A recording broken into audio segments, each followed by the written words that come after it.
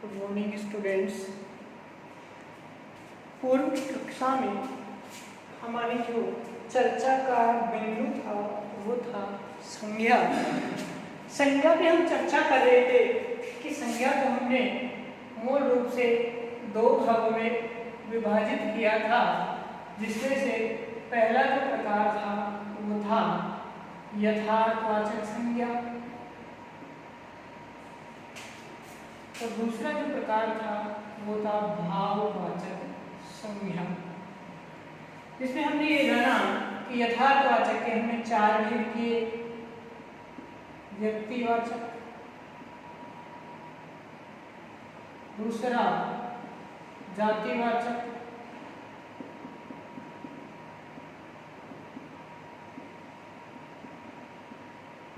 तीसरा समुदाय या समूहवाचक और चौथा द्रव्यवाचक।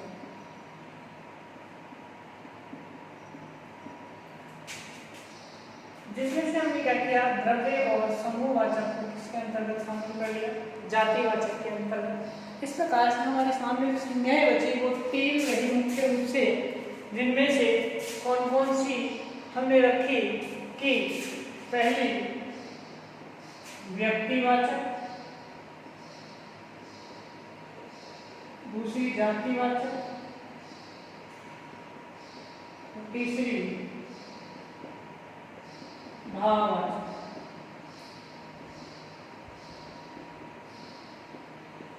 अब हम इन तीनों को संज्ञाओं को क्रम से पढ़ने का प्रयत्न करेंगे और इनके क्या क्या जो नियम हैं उन नियमों को जानने का प्रयास करेंगे।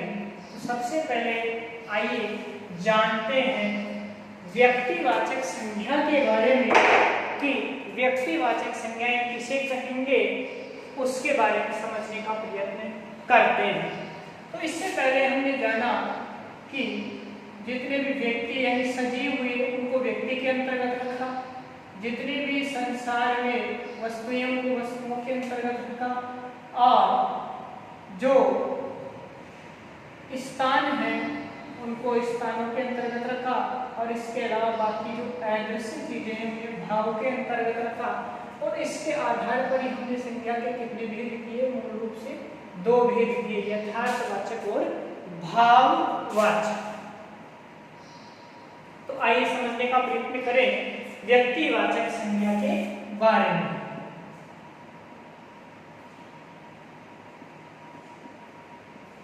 व्यक्तिवाचक संज्ञा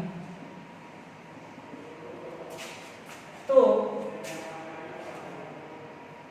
किसी व्यक्ति, वस्तु, स्थान के निश्चित नाम को व्यक्तिवाचक संज्ञा कहते हैं।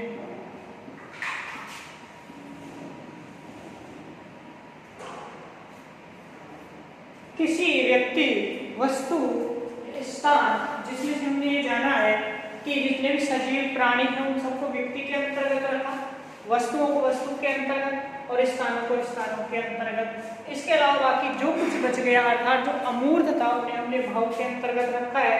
तो यहाँ पर जो व्यक्तिवाचक संज्ञाएं हैं उन संज्ञाओं के अंतर्गत हम किसी व्यक्ति, वस्तु या स्थान के जो निश्चित नाम होंगे यानी प्रॉपर जो नाम होंगे उन्हें हम व्यक्तिवाचक संज्ञा के अंतर्गत रखेंगे। यानी जितने भी नाम हैं वो सब किसके अंतर्गत रखे जाएंगे, व्यक्तिवाचक संज्ञा के अंतर्गत। जैसे जयपुर, आगरा,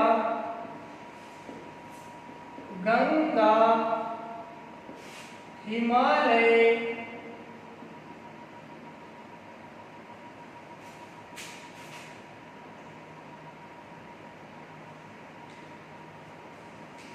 भारत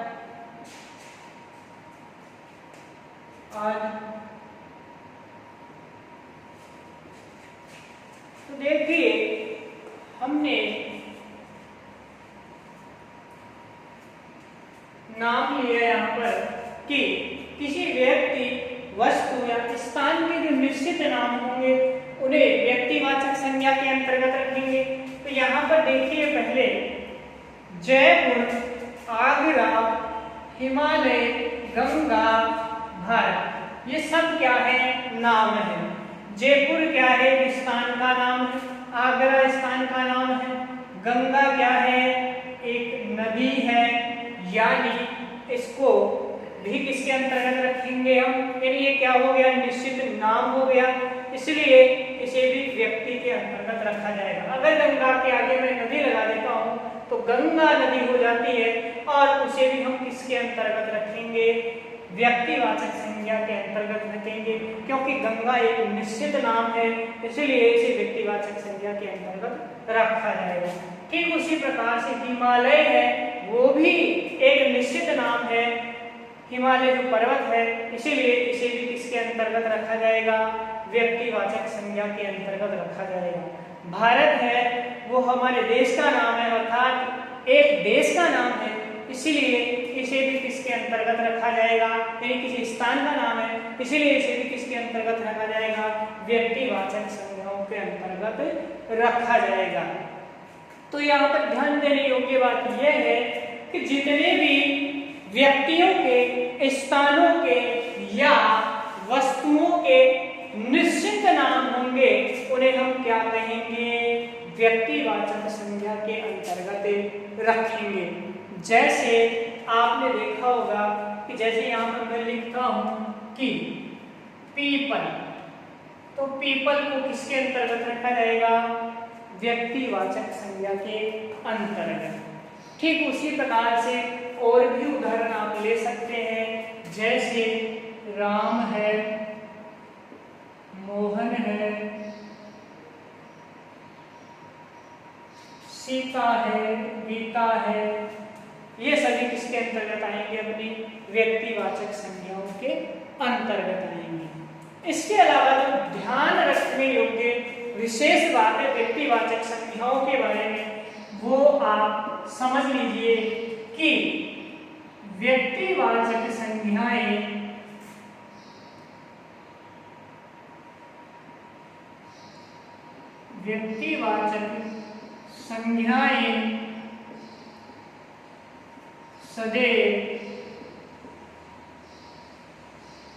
सदैव एक वचन होगी।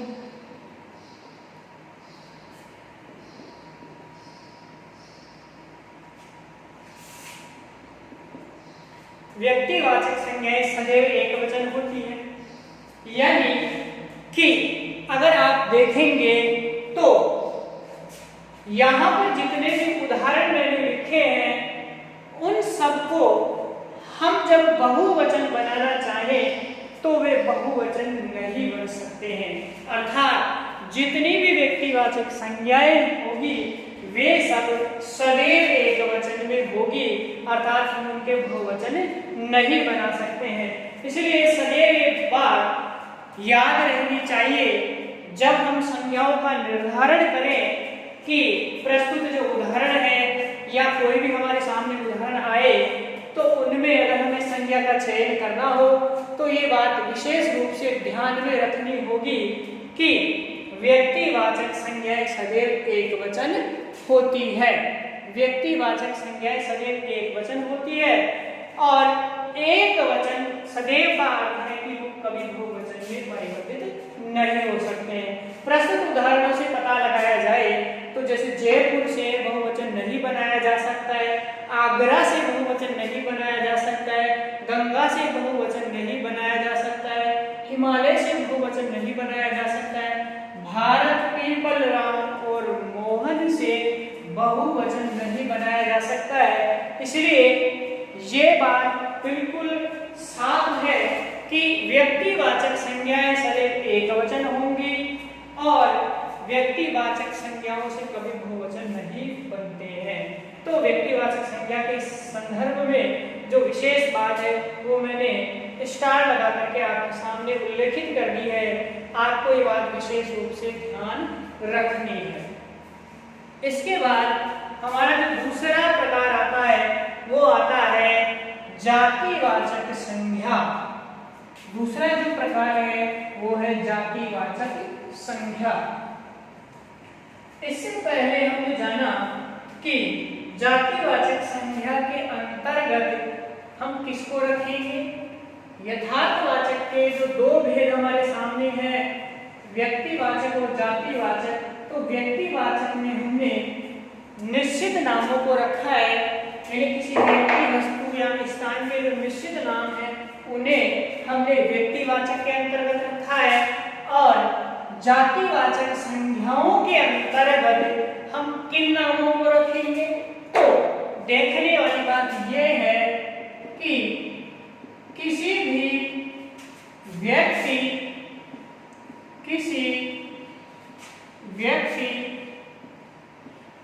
व्यक्ति, वस्तु और स्थान के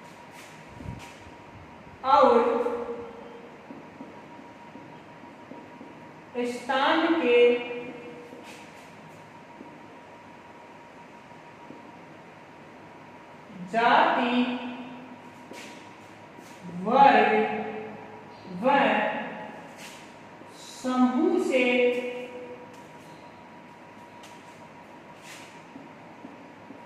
संबंधित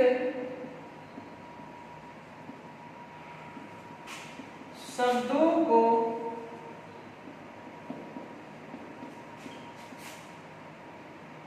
जातिवाचक संज्ञा कहते हैं।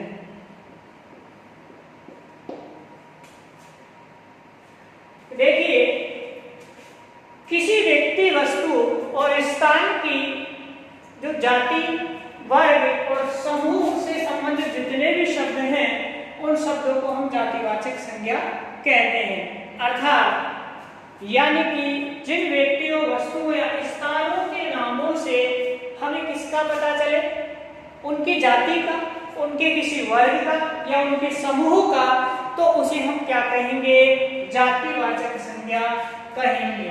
यानी व्यक्तिवाचक में आपने देखा कि व्यक्ति, वस्तु या स्थान के जो निश्चित नाम होंगे उन्हें हम व्यक्तिवाचक के अंतर्गत रखते हैं, लेकिन जातिवाचक संज्ञा के अंतर्गत जो ध्यान रखने योग्य तथ्य है वो ये है कि व्यक्ति, वस्तु और स्थान से संबंधित जो जाति होगी, वर्ग होगा या समूह होगा, उनसे संबंधित जो शब्द होंगे उन शब्दों को हम जातिवाचक संज्ञा के अंतर्गत रखेंगे।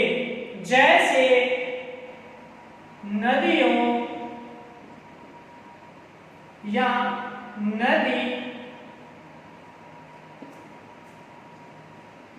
गांव, शहर,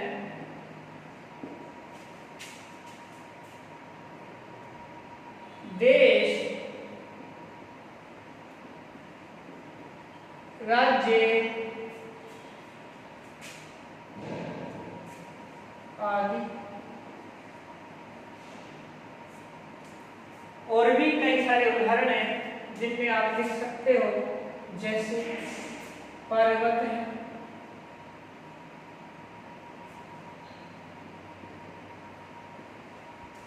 देखो क्या समझा कि यहाँ पर जो नदी शब्द है वो किसका प्रतिनिधित्व कर रहा है, यानी नदी जो जाति है अर्थात नदियों का जो समूह है उन पूरी नदी समूह को अंकित कर रहा है। गांव है वो गांव शब्द है वो पूरे गांवों को अंकित करता है, शहर शब्द है पूरे शहरों को अंकित करता है, और देश जो शब्द है पूरे देशों को, राज्य शब्द राज्यों को, और पर्वत शब्द पूरे पर्वतों को क्या करता है, अंकित करता है अर्थात उनका प्रतिनिधित्व करता है। या यूं कहें कि हम कि नदियों का जल पवित्र होता है, तो प्रस्तुत जो उदाहरण है उसमें नदी शब्द में, नदियों शब्द में क्या है, कौन सी संज्ञा है, तो क्या कहा जाएगा कि नदी जो है वो सभी नदियों का प्रतिनिधित्व कर रहा शब्द है, इसलिए नदियों शब्द में में जातिवाचक संज्ञा होगी, क्योंकि जातिवाचक जो संज्ञा है उसकी परिभाषा ही ये है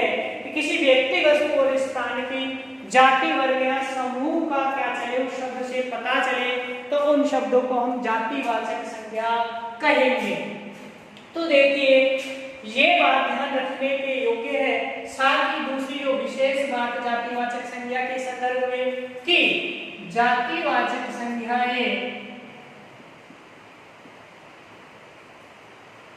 बहुवचन होती है,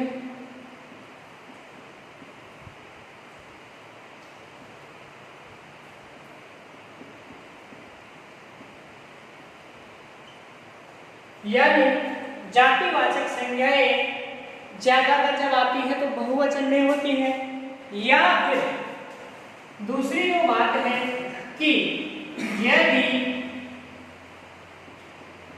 एक वचन में होती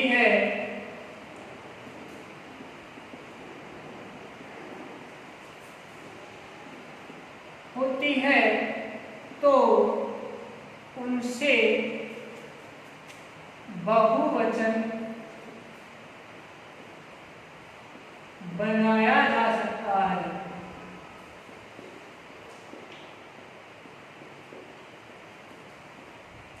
उनसे बहुवचन बनाया जा सकता है, यानी कि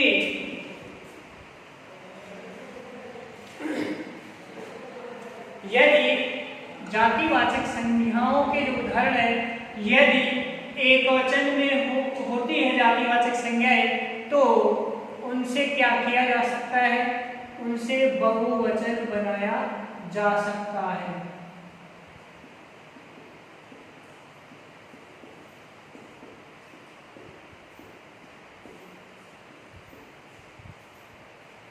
यानी आपने समझा कि पहली बात तो अगर जातिवाचक संज्ञा होगी तो बहुवचन में होगी, और यदि मान लीजिए आपने सामने जो लिखे हुए उदाहरण है जैसे नदी है, गांव है, शहर है, इन शब्दों से अगर मान लीजिए एक वचन है तो इन सब शब्दों से क्या किया जा सकता है, बहुवचन बनाया जा सकता है।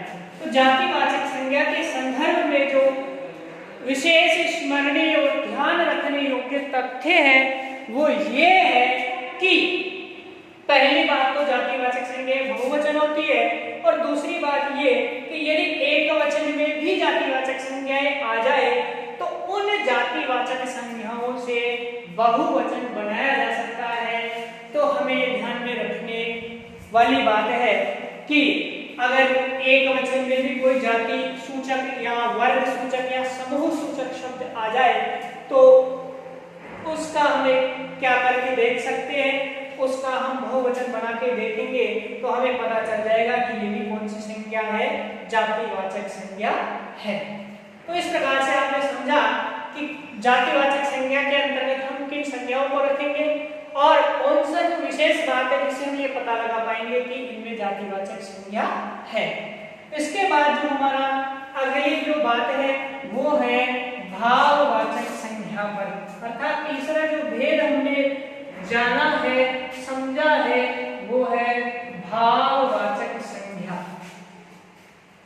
तो अब तक हमने ये पढ़ा है कि संज्ञा के जो मूल रूप हैं वो दो किए हमने। पहला कौन सा, यथार्थवाचक, और दूसरा भाववाचक। यथार्थवाचक के चार भेदों में से हमने दो भेद रखे, व्यक्ति और जाति, जिनके बारे में हम पढ़ चुके हैं, और तीसरा जो भेद है वो है भाववाचक संज्ञा। भाववाचक संज्ञा। अब भाववाचक संज्ञा के बारे में हमने ये जाना था कि ये कैसी होती है, अमूर्त होती है, अदृश्य होती है, दिखाई नहीं देती है। यानी भावों से हम जब अर्थ लेते हैं तो हम ये समझते हैं कि मनुष्य के मन में उठने वाले भाव, यानी हमारे मन के हृदय के जो भाव है वो दिखाई नहीं देते हैं। जैसे कोई व्यक्ति दया करता है कि हम कहते हैं दया करो, तो कहते हैं लेकिन दया दिखाई नहीं देती है, अर्थात दया एक भाव है। तो किन्हें कहेंगे भाववाचक संज्ञाएं, कि किसी व्यक्ति या वस्तु के मनोभावों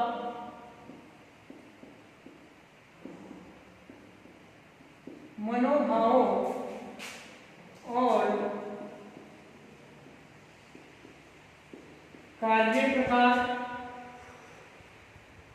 कार्य व गुणधर्म को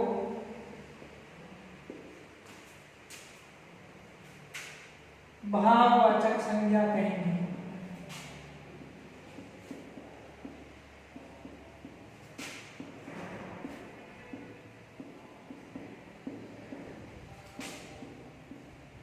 अर्थात व्यक्ति के मन के जो भाव है वो सब किसके अंतर्गत रखे जाएंगे?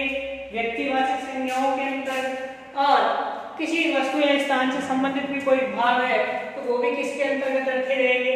यानी भाववाचक संज्ञाओं के अंतर्गत। तो जैसे देखिए कौन से भाव होते हैं, जैसे मनुष्य के मन में उठने वाले भाव हैं, जैसे दया है, उत्साह है, पीड़ा है, सुख है, दुख है।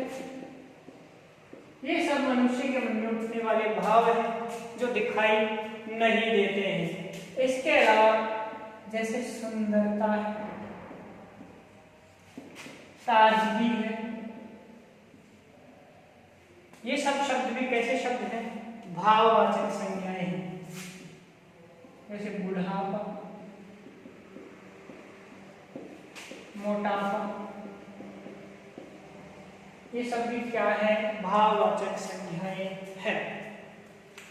तो अब तक आपने समझा कि जिन चार आधारों को लेकर के हमने संज्ञा के भेद किए, अर्थात जाति, व्यक्ति और भाव, इनके आधार पर संज्ञाओं के तीनों भेद हमने पढ़े कि व्यक्ति के अंतर्गत व्यक्ति के निश्चित जो नाम होंगे उन्हें रखेंगे, जाति के अंतर्गत जो जाति सूचक शब्द, वर्ग सूचक या समूह सूचक जितने भी शब्द होंगे उन सबको हम किसके अंतर्गत रखेंगे? जातिवाचक संज्ञा के अंतर्गत रखेंगे। और जितने भी भाव होंगे या अमूर्त जो चीजें होंगी, अमूर्त यानी जो दिखाई नहीं देती, जो अदृश्य है, उन सब भावों को हम सब किसके अंतर्गत रखेंगे? भाववाचक संज्ञा के अंतर्गत रखेंगे। इसके बाद में एक छोटी सी बात है जो समझने और ध्यान देने योग्य बात है कि हमने ये देखा कि व्यक्तिवाचक संज्ञाएं जो होगी वो सदैव एकवचन होगी। जातिवाचक जो संज्ञाएं हैं वे संज्ञाएं बहुवचन में होगी, या फिर यदि एक वचन में होगी तो उन एक वचन जातिवाचक संज्ञाओं से हम क्या कर सकते हैं? बहुवचन बना सकते हैं। तो ठीक तीसरी जो बात है ध्यान रखने योग्य कि कुछ भाववाचक संज्ञाएं होती है, जैसे कुर्बानी और मेहरबानी। जब इन भाववाचक संज्ञाओं से बहुवचन बनाया जाता है, जैसे कुर्बानी से कुर्बानियां और मेहरबानी से मेहरबानियां, तो क्या होता है?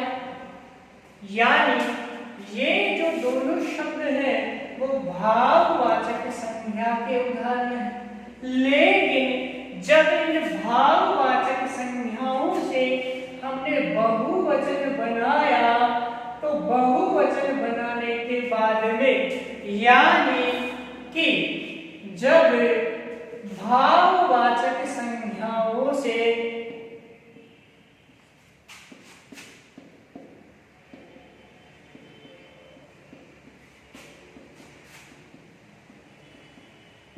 बहुवचन बनाया जाता है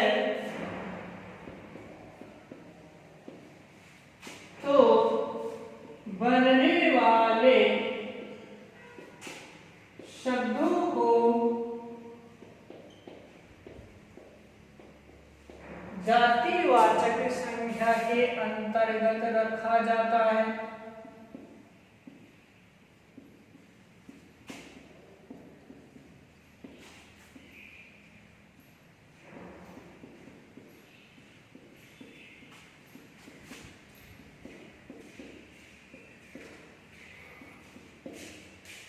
यानी आपने समझने का प्रयत्न किया होगा कि जैसे हमने दो शब्द यहाँ पर लिए हैं जो कि भाववाचक संज्ञाएं हैं, कुर्बानी और मेहरबानी, प्रस्तुत दोनों शब्दों से बहुवचन बनाने के उपरांत ये दोनों जो शब्द हैं वो जातिवाचक संज्ञाएं बन जाते हैं। तो भाववाचक संज्ञा के संदर्भ में ध्यान रखने योग्य विशेष बात कि जब किन्हीं भाववाचक संज्ञाओं से बहुवचन बनाया जाता है तो बनने वाला जो बहुवचन शब्द होता है वो जातिवाचक संज्ञाओं के अंतर्गत रखा जाता है। इसलिए आप सबको ये बात विशेष रूप से आपके दिमाग में रखनी चाहिए, स्मरण रखनी चाहिए, जिससे आपके प्रश्न पत्र में जब आपके सामने कोई भी प्रश्न हो और उस प्रश्न का आप आसानी से क्या कर सके, उसको हल कर सके, उसका उत्तर दे सके और आप पूरे में से पूरे अंक अर्जित कर सके। अब थोड़ी सी बात ये कि आपके जो प्रश्न आ सकते हैं वो यहाँ से किस प्रकार के प्रश्न हो सकते हैं। तो आपके जो विस्तृत प्रश्न उत्तर होते हैं उनमें आपको या तो संज्ञा की परिभाषा पूछी जा सकती है और संज्ञा की परिभाषा पूछ करके उसके भेदों के बारे में चर्चा की जा सकती है, जिसके बारे में हमने चर्चा की। इसके अलावा आपको कुछ उदाहरण दिए जा सकते हैं और उन उदाहरणों से ये पूछा जा सकता है कि प्रस्तुत उदाहरणों में, निम्न दिए गए उदाहरणों में किस प्रकार की या कौन सी संज्ञा है, प्रस्तुत संज्ञा की परिभाषा देते हुए स्पष्ट कीजिए। या फिर 3-4 शब्द अलग अलग देकर के आपको उनसे पूछा जा सकता है कि निम्नलिखित प्रस्तुत शब्दों में 4 शब्द देकर के चारों में अलग अलग संज्ञाओं के नाम पूछे जा सकते हैं। तो इस प्रकार से आपका जो प्रश्नों का जो सिलसिला है वो हो सकता है और आपको आसानी से आप उन सारे प्रश्नों का उत्तर यहाँ से अध्ययन की गई पूरी विषय वस्तु में से दे सकते हैं। अब मैं यही आशा करूंगा यहाँ पर कि आप सबको जो संज्ञा बिंदु है वो ठीक ढंग से समझ में आ गया होगा और आने वाले समय में आप कभी भी संज्ञाओं से संबंधित जो प्रश्न होंगे उन प्रश्नों का उत्तर देने से कभी कंफ्यूजन नहीं होंगे, मुश्किल में नहीं पड़ेंगे और आसानी से, बड़ी सहूलियत से वो सारे प्रश्नों को आप क्या कर सकते हो, हल कर सकते हो। ठीक इसके बाद में आज का जो हमारा ये बिंदु है यही समाप्त होता है, पूरा होता है। इसके बाद हम अगली कक्षा में अगले बिंदु के साथ में फिर से वापस आपसे मुखातिब